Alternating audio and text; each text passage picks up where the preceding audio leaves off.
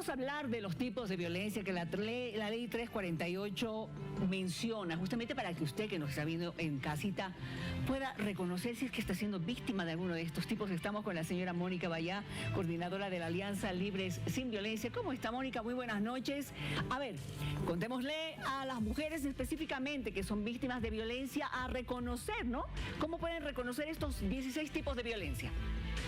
Buenas noches, Miriam. Muchas gracias por la entrevista. Efectivamente, la ley 348 establece diferentes tipos de violencia. Entre ellas está la violencia física, la violencia psicológica, la violencia sexual y la violencia económica y patrimonial principalmente. En el marco de estas violencias o el ejercicio de las mismas también se identifican algunas otras que están bien relacionadas con los ámbitos en los que se produce la violencia. Por ejemplo, nos habla la ley de la violencia institucional cuando se produce particularmente en el marco de las instituciones públicas, pero también privadas, dentro del sistema educativo, dentro del sistema de salud, por ejemplo, o en el ámbito político, que es el caso del acoso y la violencia política.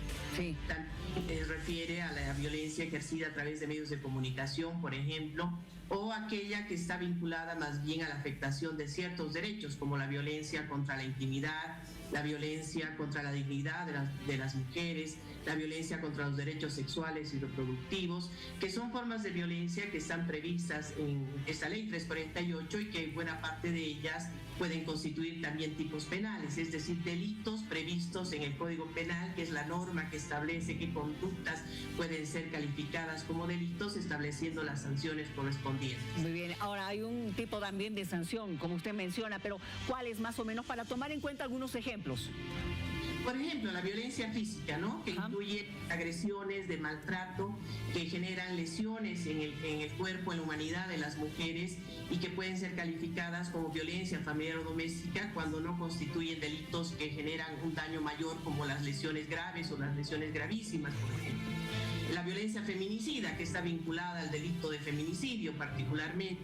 Tenemos también la violencia psicológica, que tiene que ver con actos que principalmente sistemáticos, que están vinculados a humillaciones, insultos, desvalorización hacia las mujeres y que generan, por supuesto, un daño también psicológico y emocional para ellas.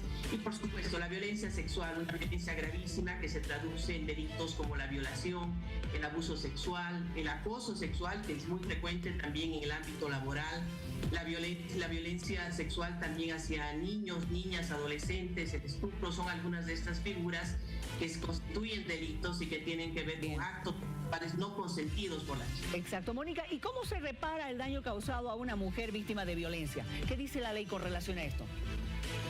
Bueno, aquí hay algunos criterios para aplicar la ley, también la Constitución política, pero también estándares internacionales, Miriam, particularmente desarrollados por la Corte Interamericana de Derechos Humanos, sí, que tienen que ver con diferentes factores. Por un lado, la reparación integral, que implica servicios por ejemplo, de terapia para las víctimas.